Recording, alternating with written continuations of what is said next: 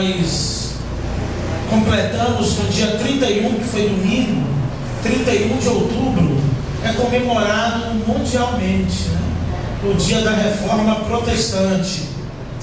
Nós, como cristãos, foi o dia da nossa emancipação, vamos assim dizer, o dia do cisma, né? Até que em 1517 a igreja era una, igreja apostólica romana.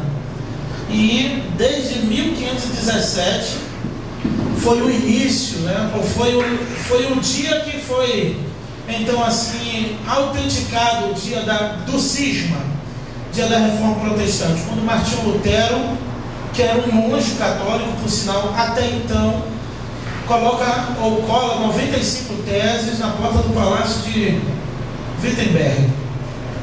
Ali, na verdade, era onde as pessoas colocavam as suas teses para debater questões, e ali é o momento em que Lutero, após interpretar Romanos, ele faz a tradução de Romanos, né, do original para o latim, e ali a vida dele é transformada e ele compreende completamente a graça de Deus. E ali entre as 95 teses tem 5 solas: sola fide, que é sola fé; sola gratia, que é somente a graça; solus Christus, que é somente Cristo; solo Deo glória, e solas Escrituras.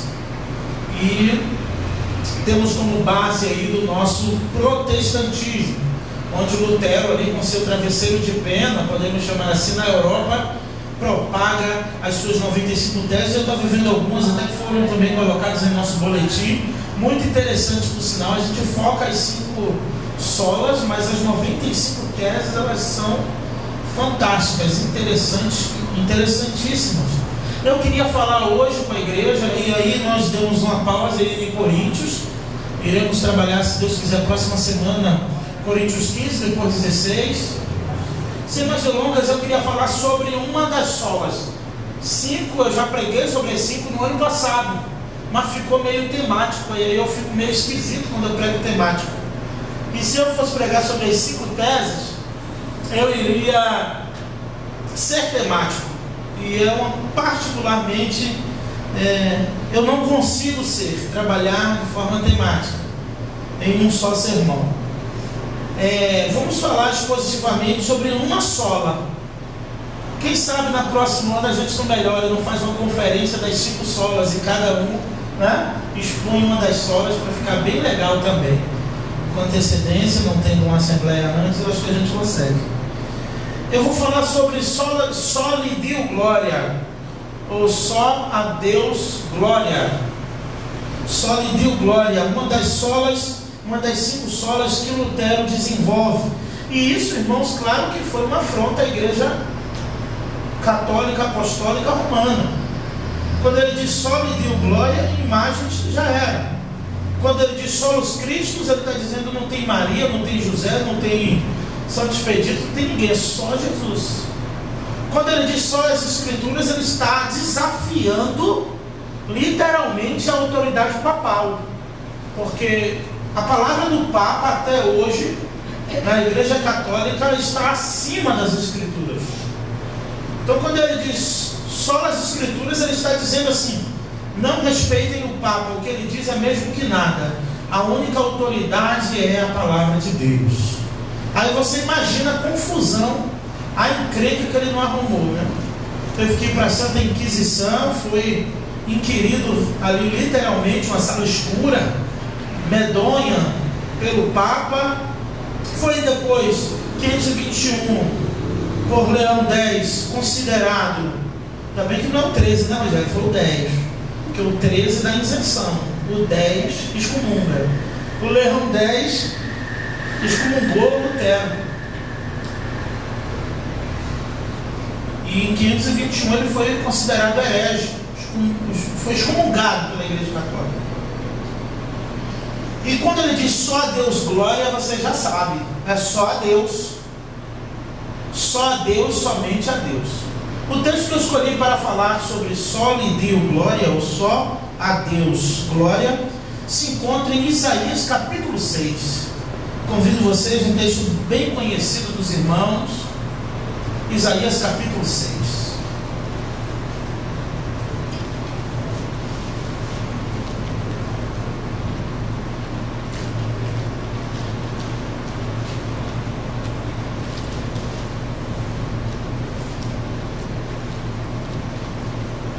Amém?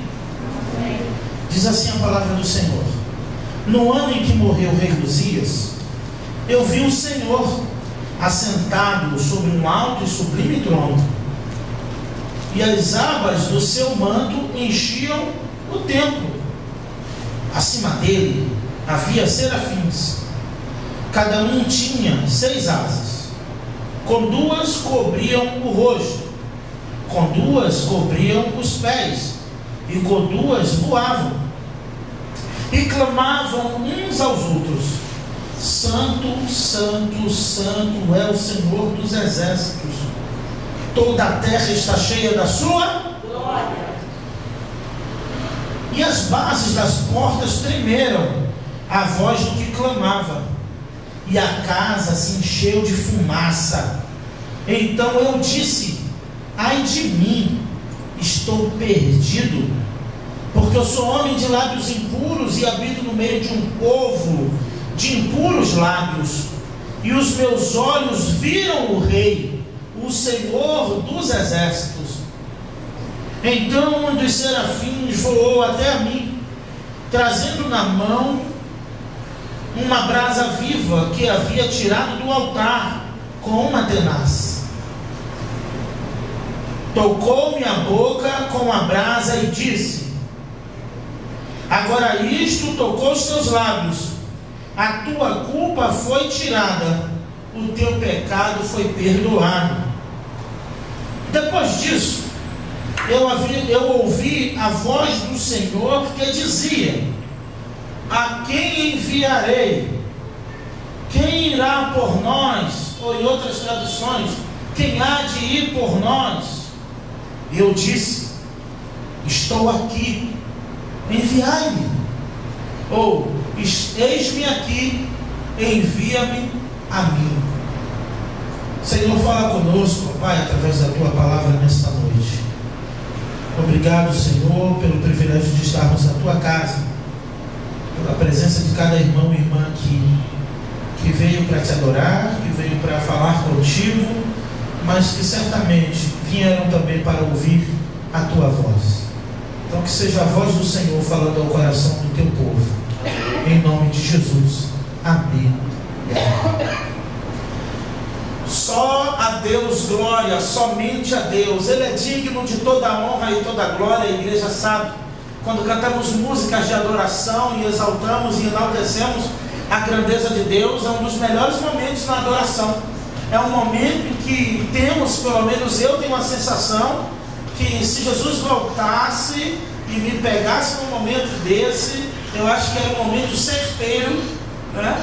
Se assim eu pudesse acreditar que eu estaria com Cristo. Lógico que a fé já me dá esta garantia, mas eu imagino o privilégio daqueles que no dia do Senhor está lá, né, fazendo seus afazeres, a dona de casa lavando a louça, arrumando a casa, ou talvez não fazendo algo assim, mas adorando, exaltando a grandeza de Deus. Já pensou, irmãos, o momento em que os céus se abrirem, todo olho verá, mas naquele momento que é como um dia do ladrão, que o próprio Senhor disse, que é no sentido que é surpresa, que ninguém espera o momento, o Senhor nos encontre dando graças, ou dizendo: Santo, Santo é o Senhor dos exércitos. Que triste seria se naquele momento Ele nos encontrasse murmurando, no momento que estivéssemos reclamando da vida, o céu se rasgar, o Filho do Homem descer dos ares a nos encontrar. Eu imagino certamente que isso não nos impediria, na verdade, se somos salvos, de estar com o Senhor, mas não seria uma experiência tão agradável. Nós não sabemos o dia nem a hora, mas Isaías disse que toda a terra está cheia da glória de Deus. Deus reivindica como Senhor e Criador do céu, da terra, do mar e de tudo que nele há, até o dia de hoje, a sua glória. É uma das coisas que Deus não compartilha com ninguém, a sua glória. É uma coisa que deixa Deus irado, quando alguém tenta né, que não consegue mais roubar a glória que é de Deus. Lutero teve esse cuidado em dizer que só a Deus glória, por várias questões em seu contexto, em sua época, mas é uma verdade bíblica que perdura até os dias de hoje. Foram os motivos políticos, religiosos, aquelas 95 teses de Lutero vai romper e vai destronar muitas questões políticas, religiosas da época, mas os seus princípios e os seus valores são praticamente eternos, porque foram todos pautados e baseados na palavra de Deus. Primeiro porque só quem lia a Bíblia e só quem tinha e quem poderia ter o contato das Escrituras era o Papa, era o alto escalão da Igreja Católica. Então ficava um livro, uma Bíblia muito antiga no porão, e não podia ir a lenda deles era que quem lesse a Bíblia não fosse uma autoridade divina, certamente seria fulminado ali. E alguns tentaram, realmente caíam duros perto daquele livro que era a Bíblia, mortos. Mas depois de um tempo se descobriu que não era porque eles eram fulminados, porque não tinham autoridade para mexer na Bíblia. As suas páginas eram envenenadas. Então as pessoas, para ler, faziam igual a Magéria gosta de fazer. Quando passava, que colocava na saliva, já era, caía fulminado ali. E aí o Papa então dizia, está vendo que só quem pode ler o Papa, que se outro lê morre. E aí o povo ficava ignorante no conhecimento das Escrituras. O povo não tinha o conhecimento da glória de Deus, então o que o Papa dizia, o que os monges diziam, acabava sendo uma lei. Mas eu não estou aqui para falar do Papa, mas sim das Escrituras, mas não poderia deixar de mencionar essas questões tão importantes. O porquê só a Deus glória? Porque toda a glória pertence ao Senhor, pertence a Deus. Irmãos, e a glória de Deus, mesmo sendo de Deus, é algo que a igreja, que o salvo em Cristo Jesus, deve almejar todos os dias na sua vida.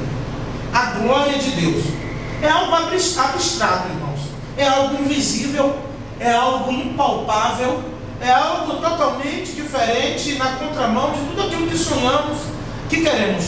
Você já sonhou com várias coisas? Eu tenho vários sonhos, várias realizações adiadas em meu coração, mas muito poucas vezes, ou por que não dizer, sabe-se lá quando você sonhou com a glória de Deus.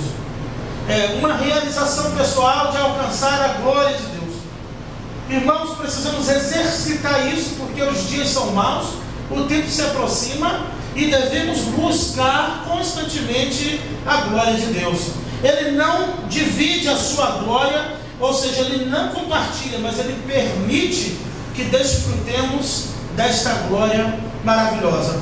Que glória é essa, pastor? É a glória da inauguração do templo de Salomão. Quando Salomão inaugura o templo, os sacerdotes estão ali. A Bíblia vai dizer, depois da oração, em si o meu povo que se chama pelo meu nome, ali é uma resposta à oração de Salomão, quando Salomão diz, Senhor, que o Senhor ouça as orações que serão feitas neste lugar, que aqui seja uma casa de oração, enfim, Deus responde. Então, se o meu povo que se chama pelo meu nome se humilhar e orar, depois de Deus ter dito essas coisas a Salomão, a glória, a Bíblia diz que o templo se enche da glória de Deus.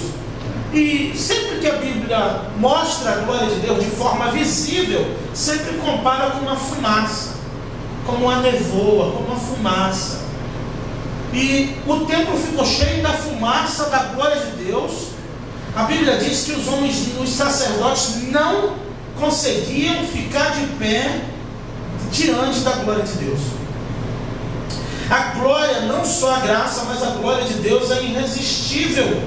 O homem não consegue sustentar essa glória porque ela é muito poderosa, grandiosa. Um homem que tinha muita intimidade com Deus, chamado Moisés, um dia ele desejou ver a glória de Deus, ele anelou, ele rogou e ele disse, Senhor, no auge da vida de Moisés estava numa fase boa com Deus, Moisés estava num momento muito bom com Deus, e ele disse: Senhor, eu queria te pedir uma coisa. Eu acho que Moisés sentiu que o momento é agora. Eu estou com moral, com o Altíssimo, acho que o momento é agora para pedir. Eu quero te pedir uma coisa. Eu rogo-te que tu me mostre a tua glória. E aí Deus diz: Moisés, olha, você não pode ver a minha glória, porque no dia que o homem vê, ele morre. Você não pode ver a minha face, você não pode ver a minha glória, mas eu vou te esconder na fenda da rocha, e quando eu passar, tu vai me ver pelas costas, tu só vai ver o vulto, tu só vai ver a sombra da glória. E então Moisés fica satisfeito com essa experiência. Quando eu falo de glória de Deus, tem a ver com o que eu almejo para a minha vida e o que você almeja. É para a glória de Deus o que eu quero? Ou é para a glória de Deus o que não aconteceu? Precisamos entender isso, porque Pedro pergunta para aquele cego, para Jesus, aquele cego de nascença, quem pecou? Foi ele ou seus pais, para que ele nascesse cego? E Jesus disse: nem ele nem os seus pais, mas esse daí está cego para a glória de Deus. A glória de Deus tem a ver com Deus, não conosco. A glória de Deus tem a ver com a realização de Deus, os projetos de Deus na vida da sua igreja, na vida do seu povo. Não tem a ver com o que eu sonho, porque se tiver a ver com o que eu quero, ele não será mais Deus. O Deus da Bíblia, ele será o Deus Aladino, o gênio da lâmpada. Confundimos demais a glória de Deus com aquilo que de fato é Deus. E até quando pensamos que conhecemos Deus e a sua vontade, caímos no erro, irmãos, de tentar pegar um pouco dessa glória para nós, que ele não deixou nem Moisés ver. Moisés se esconde. Se você olhar na hora que eu passar, você morre. Você só pode olhar depois que eu passar. Eu imagino, numa linguagem figurada, eu não gosto de conjecturar, mas eu imagino raramente, então, Deus dizendo: Moisés, agora você pode olhar. Aquilo que conhecemos de Deus é apenas o que ele se deixou conhecer. Senão ficamos pretensiosos, orgulhosos. E Lutero quis desconstruir isso, porque o papado, a igreja, eles, você não sabe, eles são chamados de Vossa Santidade. É o Deus literalmente na terra. E se incomodou por demais Lutero em perceber que a glória de Deus não estava sendo dada a Deus. Pastor, o senhor está gastando muito tempo na introdução e o texto, eu vou ler. Eu estou abrindo o leque da glória de Deus, porque quando eu leio os salmos do primeiro ao último, pode ser Davi, pode ser salmos de romagem, pode ser salmos do filho de Corá, pode ser salmos de Arão, pode ser salmos de Moisés, pode ser salmos de quem for. Esses homens anelavam só a glória de Deus. A minha alma tem sede de Deus e uma terra sedenta e seca onde não há água.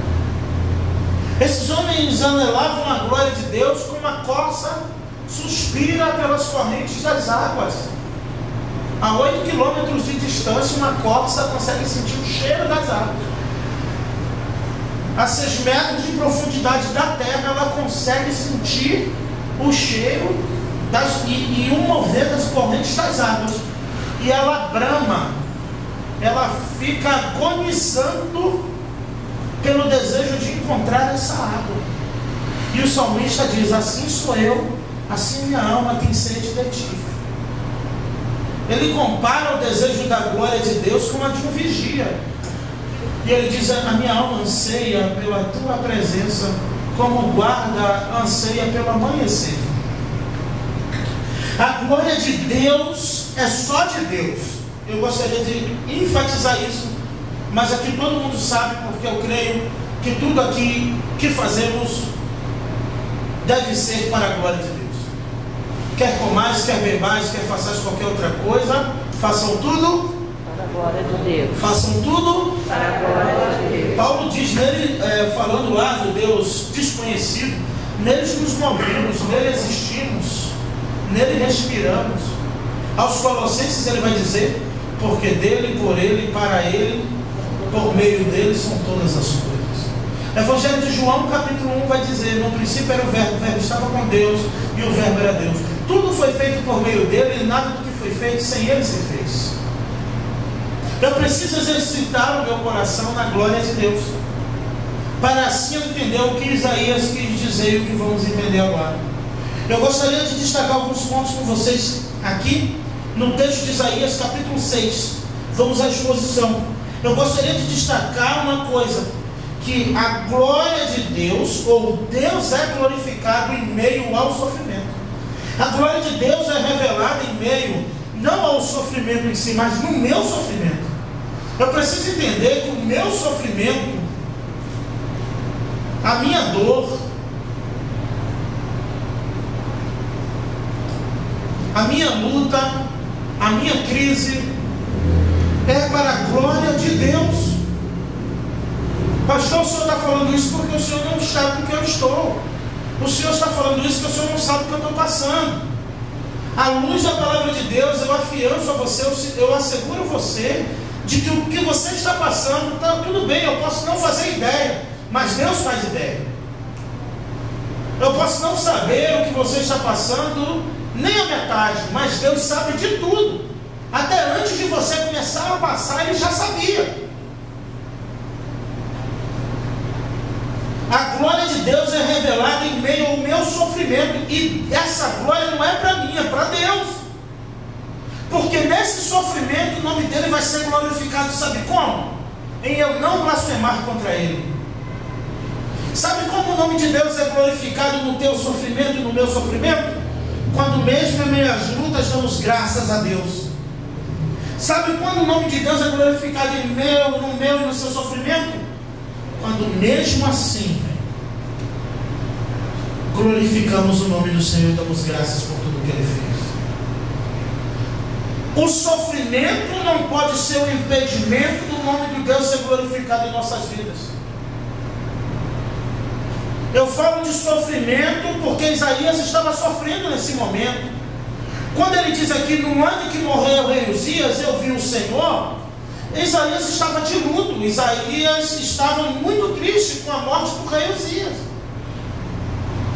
Provavelmente ele estava muito, muito triste. Além de, provavelmente, o rei Uzias ter uma ligação muito forte com Isaías. Isaías tinha sangue real. Isaías tinha um acesso aos palácios reais que nenhum outro profeta tinha em sua época. Isaías era um profeta importante, messiânico, mas ele entrava e saía da presença de reis. Mas por que ele enfatiza no ano que morreu o rei Uzias? Porque esse rei deixou em um momento da sua vida soberba entrar em seu coração. O rei Uzias foi um rei que fez tudo conforme agradava ao Senhor. O rei Uzias agradava a Deus. O rei Uzias era crente, irmãos. Olhem na biografia dos reis de Judá. O rei Uzias era crente. O seu reinado prosperou. Ele avançou. Ele fez conforme os seus pais. Mas um dia Uzias se sentiu tão proeminente que ele viu um sacerdote oferecer sacrifício no palácio, e ele sentiu o desejo de oferecer esse sacrifício lá. Alguém diz para ele: Uzias, isso é papel de sacerdote, não é papel de rei. Eu sou rei, eu posso tudo. Rei Uzias, aquilo ali só quem pode fazer é o sacerdote. Eu posso, eu vou lá fazer. E quando ele entra, irmãos, no templo, que ele vai oferecer o sacrifício no lugar do sacerdote, na mesma hora Deus fere o rei Uzias de lepra. Aquele homem agora fica leproso. Aquele homem continua sendo rei, mas tem que fazer uma casinha para ele no fundo do palácio. Ele fica preso, ele não podia ter contato com ninguém. E ele falava com Isaías pela greta, pelo vasculhante. Porque Deus lhe deu conquistas, Deus lhe deu poder no sentido social, Deus lhe deu condição de avançar, ou condições, E no momento Isaías almeja algo que não competia ele fazer, mas é um simples sacerdote. É um homem simples da tribo de Levi que tinha que oferecer sacrifício por ele e depois para o povo ir para casa. Há um homem que não morava em palácio, um homem que não tinha a vida que ele tinha, mas ele precisou ir lá. Ele sentiu a necessidade de fazer algo que não era para ele fazer. E ele feriu a santidade de Deus. E Deus o fere de lepra na hora. E era incurável na época. Então quando ele diz no ano que morreu o rei Uzias, ele morreu mal. Morreu feio, isolado, só, leproso. Isaías nesse dia estava na bad, Isaías estava mal. Isaías estava em um dia péssimo, irmãos. Precisamos entender de fato o propósito da glória de Deus em nossas vidas. Porque, irmãos, é só um pensamento, não é obrigado você concordar. Mas às vezes eu tenho a sensação que a glória de Deus é associada a sucesso, a conquistas, a notoriedade, a visibilidade. Às vezes eu tenho essa sensação de que a glória de Deus é algo que vai sempre me colocar em evidência, que vai me confirmar diante dos homens, quando a glória de Deus, irmãos, não é para mim, não é em mim, mas é para Ele, por meio dEle, são todas as coisas. Essa ideia de Lutero, quando diz só lhe deu glória, só a Deus glória, ele desconstrói toda tentativa de usurpação da glória de Deus.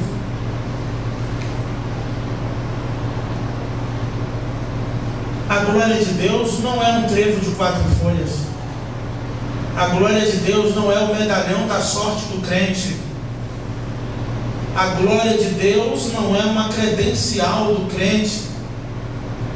A glória de Deus é de Deus. Só a Deus toda honra e toda glória. Pastor, mas eu não sou idólatra. Eu não adoro a ninguém. Eu não adoro a imagem. Tudo aquilo que rouba o lugar de Deus, tudo aquilo que usurpa o lugar de Deus, exclui a sua glória. Então a primeira coisa que eu aprendo em somente Deus glória, ou dar somente glórias a Deus, é que Deus é glorificado no meu sofrimento.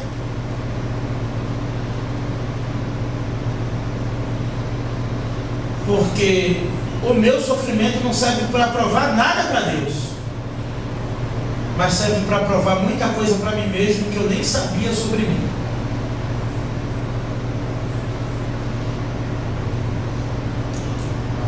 O meu sofrimento revela mais de mim do que de Deus, e é nisso que o nome do Senhor é glorificado.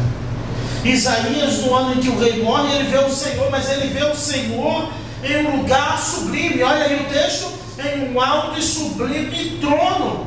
Eu vejo ele em soberania. Ele viu Deus em um alto e sublime trono, em um trono acima. Isaías tem uma visão do próprio Deus em um alto e sublime trono. Serafins, ele tem uma visão celestial, como se fosse real. Como eu estou vendo vocês aqui, assim foi a visão de Isaías, num momento triste, num momento de luto, num momento em que o rei que ele amava muito havia morrido de uma forma muito feia. E nesse dia ele viu a glória de Deus em sua vida. O sofrimento nos faz enxergar coisas que o sorriso não mostra. O sofrimento, a dor nos faz ver e entender coisas que a festa não nos conta. E Salomão já sabia disso, quando ele diz: é melhor ir numa casa onde há luto do que onde tem um aniversário. porque ali você reflete sobre a vida. Isso não é um pretexto para sofrer. Eu não quero sofrer, não quero que você sofra. Se Deus me der essa opção, eu vou dizer que não quero. Mas eu preciso entender que Deus permitiu que um homem nascesse cego e ficasse assim 39 anos, mendigando, cego, só para um dia ele enxergar e o nome dele ser glorificado. Eu preciso entender quando Deus diz: tu viste o meu servo Jó, e permite que ele passe por todo aquele sofrimento, para no final restituir tudo na vida de Jó, e nem contar a Jó o porquê ele fez isso. Quando Jó questiona, lá no final Deus pergunta para Jó: onde você estava quando eu criei o céu, a terra? Onde você estava quando eu fiz as estrelas? Você está me perguntando onde você estava? E aí Jó diz: eis que ponho a mão sobre a minha boca, porque antes eu te conhecia só de ouvir falar, hoje os meus olhos te veem.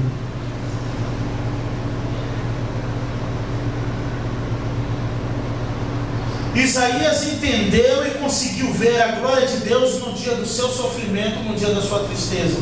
Ele enfatiza para ficar registrado nas crônicas a data, no ano em que morreu rei Uzias. Você vai lá no livro de crônicas e vê o ano em que morreu rei Uzias. Ele disse: eu vi o Senhor. No dia do meu luto, no dia da minha dor, eu tive uma experiência marcante com Deus. Eu tive um encontro real. Eu tive uma visão lúcida, clara, límpida da glória de Deus em minha vida. Mas a realidade, irmãos, é que muitos são tomados pelo desespero, pelo medo, e ele não consegue enxergar a magnitude da glória de Deus em seu sofrimento. O nome de Deus é glorificado no nosso sofrimento por mais um motivo, porque Ele não vai permitir que soframos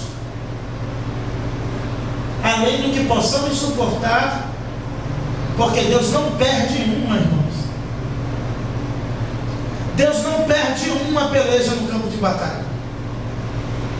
Deus não entra, Deus não perde. Isso é para te deixar bem mais otimista do que você já é.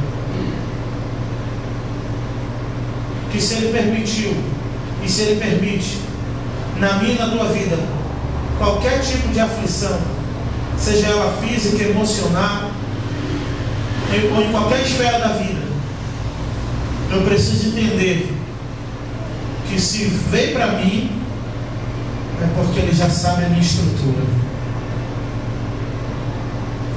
Porque Ele não permite que venha nada sobre nós que não possamos suportar. Ele diz isso na sua palavra. E Lutero insiste: só lhe deu glória. Só a Ele glória, porque a glória de Deus não é um trampolim para o meu sucesso, mas a minha vida é uma maneira de glorificar a Deus. Como eu vivo, como eu enfrento as intempéries, as dificuldades e as lutas da vida. Eu aprendo também sobre a glória de Deus, e falamos tanto da glória, a fumaça, mas qual é a essência então da glória de Deus? O que compõe essa glória? Composta de quê? Qual a substância, se é que eu posso dizer? O que contém, o que é realmente? Só sabemos que é glória, mas o que é a glória de fato? Se ela não é os status, se ela não é uma promoção, se ela não é para me dar visibilidade, que o próprio Cristo, sendo Deus, não quis usar a sua prerrogativa de Deus, mas se esvaziou e assumiu a forma de servo e se humilhou até a morte e morte de cruz.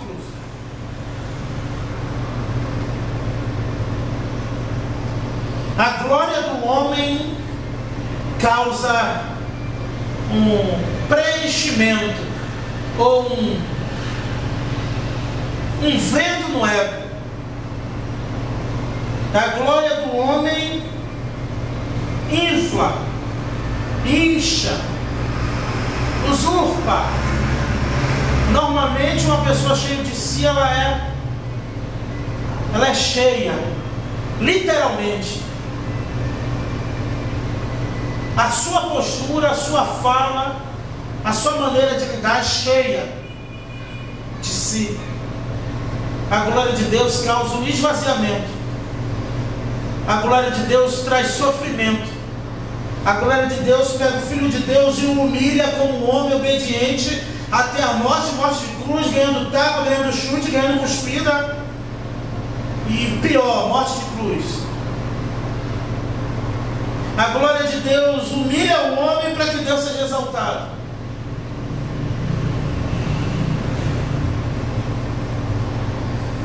Mas essa essência, o que é então, o que contém? E eu pesquisei, irmãos, eu falei, não, tem que ter alguma coisa dentro dessa glória, essa fumaça, essa presença deve significar alguma coisa, essa glória, o que é isso? Eu descobri, eu acho que descobri. E no próprio Isaías vai dizer: a glória de Deus é a sua santidade. Irmãos, a glória de Deus é a sua santidade. A santidade de Deus tem a ver com a sua glória. A sua glória está implícita, a sua santidade. Santidade é um dos atributos de Deus.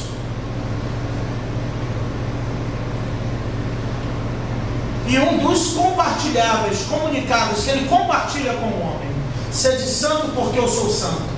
A glória Ele não compartilha com ninguém. É um atributo incomunicável, exclusivo de Deus.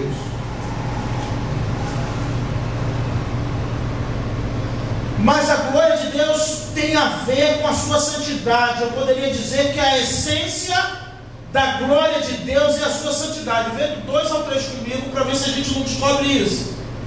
E clamavam uns aos outros: Santo, Santo, Santo é o Senhor dos exércitos, e toda a terra está cheia da sua glória. A santidade de Deus, quando preenche a terra, a glória de Deus é revelada. A glória de Deus só é revelada em uma vida santificada. A glória de Deus só é percebida em uma igreja, no meio de um povo que se separa. Quem não se separa, quem não se santifica, ou melhor, quem não é santificado por Deus, não tem o privilégio de ver, de experimentar a sua glória. Quando Isaías vê isso, ele percebe que vai morrer. Literalmente. A sua glória lhe dá a sensação de morte. Não lhe dá uma sensação de promoção, mas lhe dá uma sensação de estar perdido. Por um motivo, e ele diz o motivo. A glória de Deus revela a sua santidade. E a santidade de Deus me faz perceber que eu não sou nada. Me reduz a pó. Isaías percebe isso. E eu volto no verso 2 e 3, quando ele descreve o manto, a aba do manto que cobria, o Senhor em um alto sublime trono, os anjos dizendo uns aos outros: Santo, Santo, Santo é o Senhor dos exércitos, e toda a terra está cheia da sua glória. Lembre-se da visão de Isaías: com 2 asas eles batiam, com 2 asas cobriam o rosto, com 2 asas cobriam seus pés, e o Senhor assentado em um alto sublime trono. Mas o que eles conseguem perceber com tanta glória é nada mais, nada menos do que a santidade de Deus. A essência da glória de Deus é a sua santidade. Agora, do 5 ao 7, você vai ver comigo que a glória de Deus nos reduz ao pó. Por isso que eu falei que é o contrário. A glória de Deus nos esvazia, não nos enche. A glória de Deus enche a terra, enche a glória de Deus, a presença de Deus. Mas a glória de Deus nunca enche o homem. A glória de Deus nunca foi para preencher um vazio em você. A glória de Deus nunca foi para me promover ou te promover. A glória de Deus, todas as vezes que o homem vê, ele cai, ele é reduzido a nada. Deus, o próprio Jesus, foi humilhado, se humilhou até a morte, morte de cruz. A glória de Deus não gera um preenchimento, um enchimento do eu, mas um esvaziamento, porque quanto mais eu tenho de Deus, menos eu tenho de mim. Quanto mais eu tenho de Deus, mais eu quero de Deus e menos de mim. Não tem a canção que diz mais de ti e menos de mim, que Ele cresça e eu diminua? Ah, irmãos, se cantássemos isso com a alma, em algum momento a gente não ia conseguir ficar de pé, porque a glória de Deus é vestida de santidade, e a vida que consegue perceber a glória de Deus, na hora se sente como Adão no dia que mordeu a maçã, se sente desnudo diante de Deus. A glória de Deus causa temor, a glória de Deus causa reverência, porque vem vestida de santidade, e homem nenhum consegue ficar de pé, homem nenhum consegue se achar digno. João vê a dimensão na ilha de Patmos da glória de Deus. Ele vê um rolo, e ele vê um livro, e ele está trancado com 7 selos, e João chora. E João chora naquela visão, dizendo: quem é digno? E João chorou porque não encontrou ninguém digno de abrir aquele rolo. Os 7 selos, lembram? 7 selos do Apocalipse. Só Jesus era digno de abrir esses 7 selos. A sensação da glória de Deus, ou a glória de Deus, nos reduz ao pó. Vamos ver? Deus disse: Moisés, eu tenho que te esconder, porque se tu me ver, tu morre.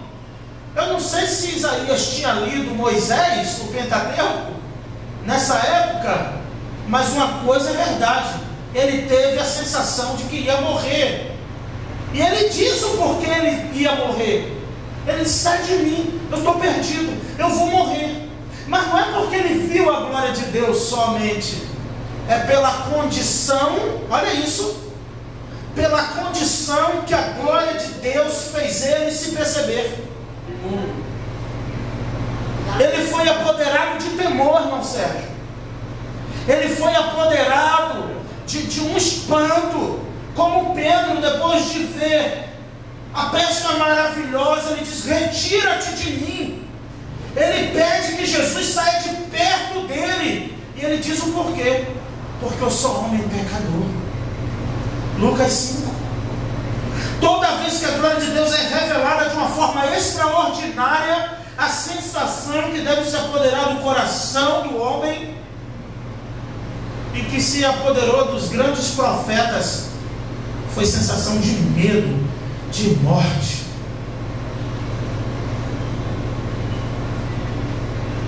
Eu não consigo entender uma glória de Deus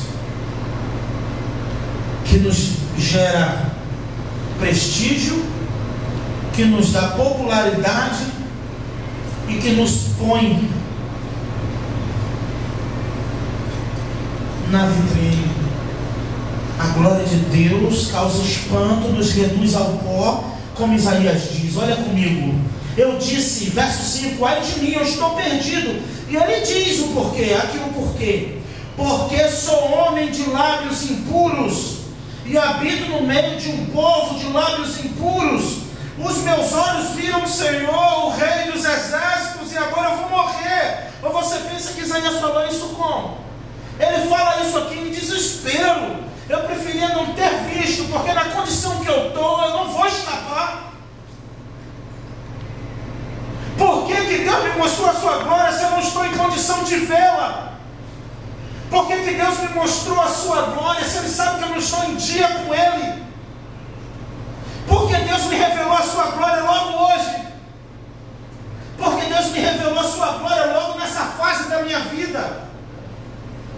Será um pretexto para me levar? Será que isso aconteceu porque dessa semana eu não passo? O homem que não sentir isso quando vê a glória de Deus, ele está com defeito de fabricação. Mas Isaías entende o porquê. Ai de mim, eu estou perdido, eu vou morrer. Aí a igreja pergunta: por que, Isaías? Ele responde: porque meus olhos viram o Senhor. Eu vou morrer só porque eu vi o Senhor.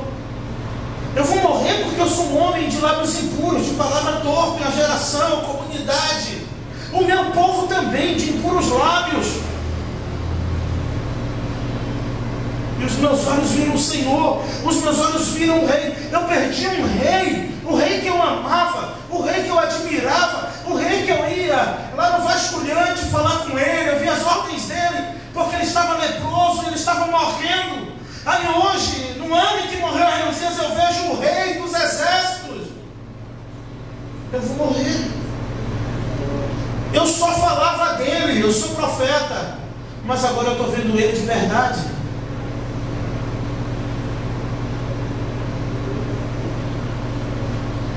A glória de Deus faz isso com a gente. Tem gente que fala muito de Deus, irmãos, mas nunca nem viu a ponta do manto. Tem gente que fala tanto de Deus, mas não teve nenhuma experiência de morte diante de Deus.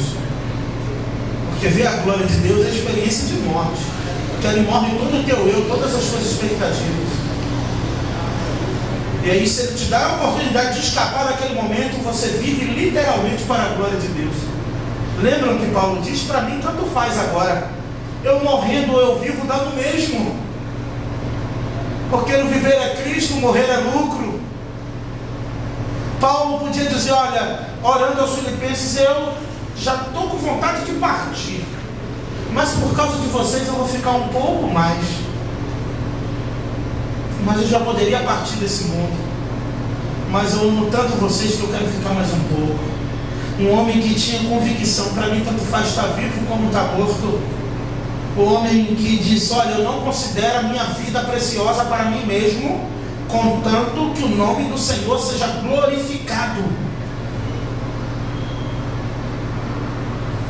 Isaías percebe, Isaías nos ensina que a glória de Deus o reduz ou reduz o homem ao pó, a nada. Eu não sou nada, eu sou como a erva do campo. Somos assim. Mas os olhos dele viram o Senhor. Mas Deus faz algo para que ele pudesse se manter na presença. E é o que ele pode fazer comigo e com você.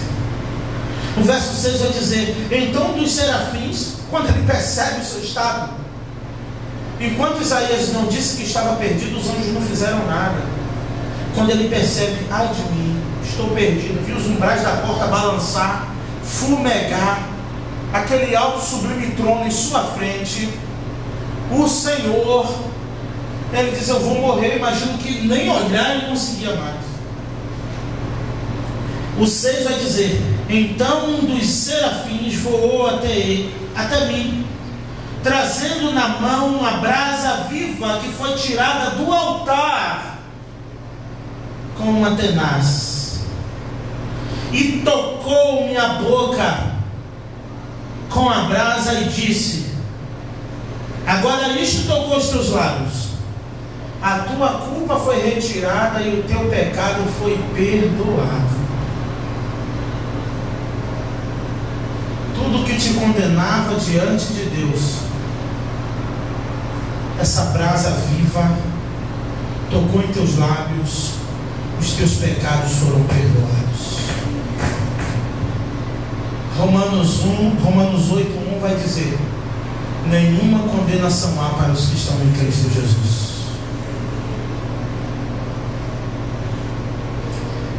Quando ele percebe o seu estado, ele percebe o tamanho da glória de Deus. Eu volto na frase de Lutero, emblemática, embora a Bíblia diga, o próprio Deus diz, não dou a minha glória a outro, não há outro Deus além de mim.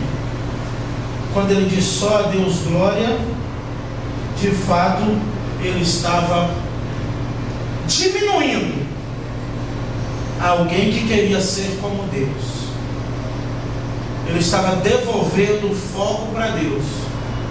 E por isso, não foi à toa que os julgaram e quiseram matar. Lutero mexeu com o Papa. Lutero mexeu com a Igreja Católica Apostólica Romana.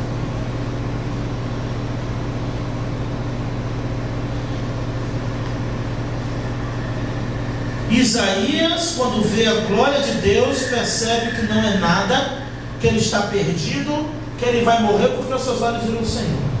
E para finalizar, só damos glórias a Deus quando dizemos: estou aqui, é comigo, Senhor, me envia, envia-me a mim, não envia a Carmésia, não, envia a mim, não envia a irmã Alda, a irmã Geraldina, não, envia-me a mim, fala comigo, manda que eu vou. A glória de Deus me faz assumir a responsabilidade do meu chamado. O Senhor não manda, Ele expressa um desejo. Olha aí comigo, o verso 8. Depois disso eu ouvi a voz do Senhor, que dizia: ele só ouve Deus falar em seu maior estado de humilhação. Ele tem a visão, o Senhor não fala nada. Ele vê anjos, ele vê trono, ele vê asas batendo, ele percebe tudo por instinto natural, espiritual. Ele percebe que vai morrer porque ele viu a glória de Deus. Ele vê os anjos falando um com o outro. O anjo vem com Atenais, o serafim, que é outra definição para serafins, que são serpentes ardentes. Vem, traz Atenais e coloca nos seus lábios e diz: agora tu está pronto, teus pecados estão perdoados. Ele diz: depois disso, aí eu ouvi a voz do Senhor. Depois disso, vê se na tua Bíblia está assim. Depois disso, tá? Depois disso, não está antes disso, né? Depois disso, eu ouvi a voz do Senhor, que dizia: a quem enviarei? Olha a Santíssima Trindade revelada aqui. Quem há de ir por nós? Deus diz: a quem enviarei? Quem irá por nós? Isaías era contemporâneo de alguns profetas. Isaías conhecia alguns outros profetas nessa época, mas ele não diz. Isaías devia ter alguns amigos mais crentes do que ele. Isaías devia conhecer alguém para tirar o foco dele, mas ele responde a coisa mais linda: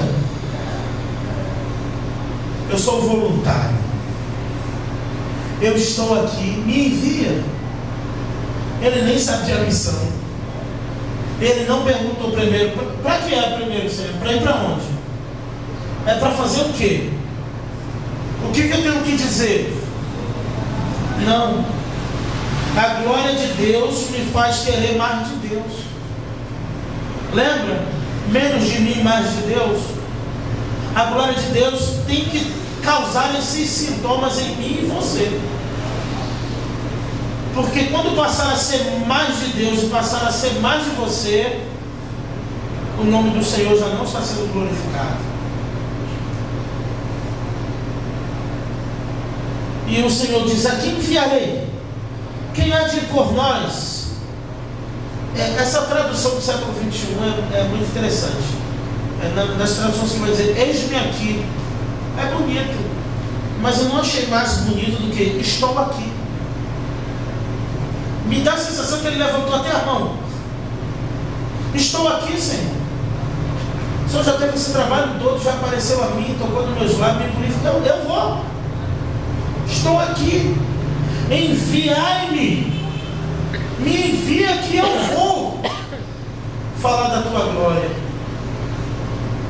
E então, no capítulo 7,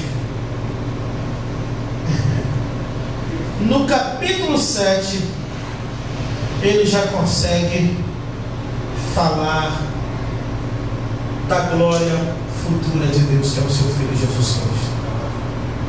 Quando ele diz: eis-me aqui, enviai-me, me envia que eu vou. O Senhor diz para ele: vai a este povo, que ouvindo ouvireis e nunca entendereis, vendo vereis e jamais percebereis. Mas vai. Interessante que para todos Deus está dizendo que vai ser inútil ir, mas vai. Para Ezequiel ele diz: vai, que eles não vão te ouvir, porque não me ouviram, que dirás a tu. Mas vai. Paulo a Timóteo: vai, a tempo e fora de tempo, quer ouçam, quer não ouçam,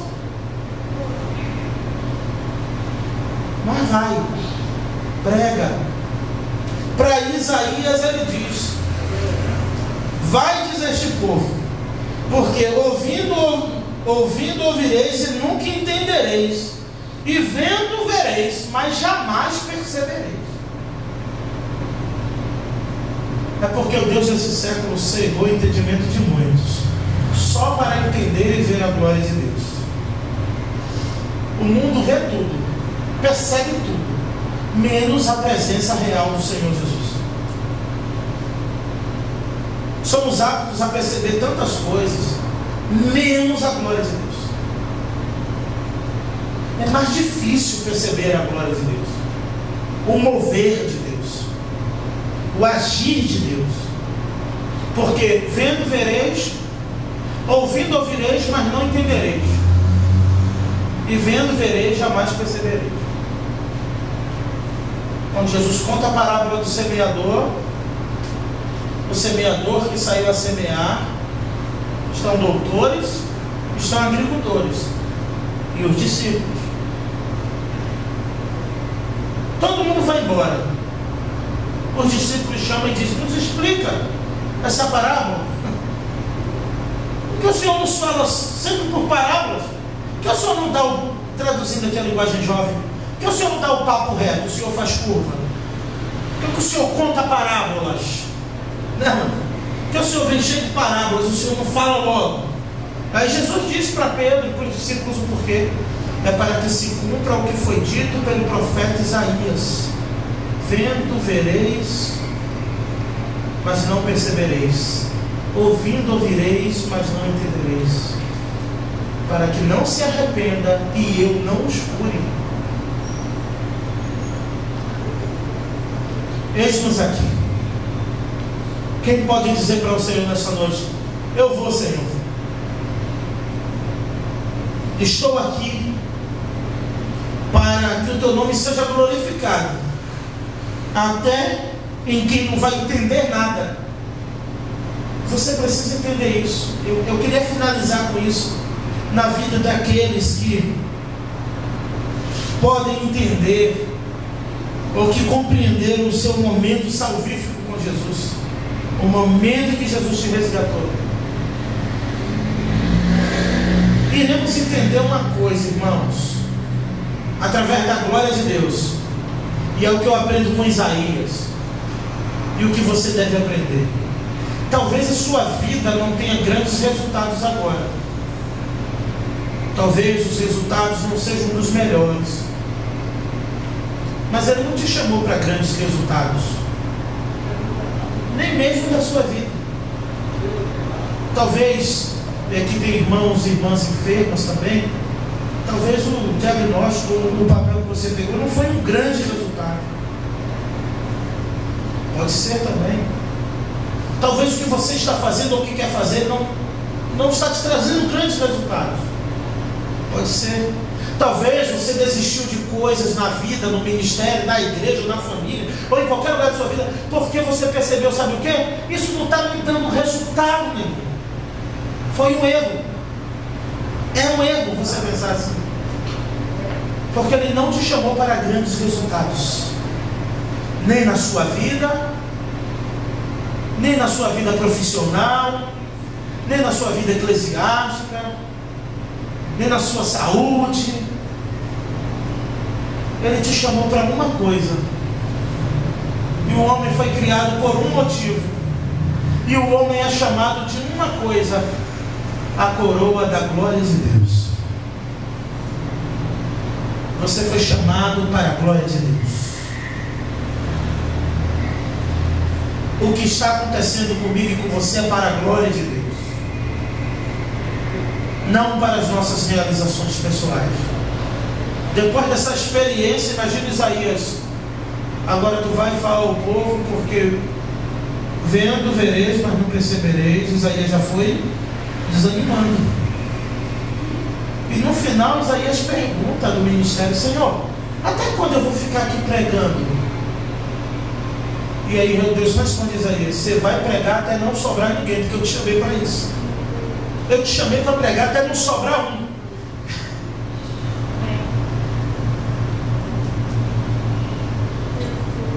Mas sabe qual é a diferença de Isaías para os outros? Que os outros estão em qualquer lugar, mas Isaías está no seio da glória de Deus.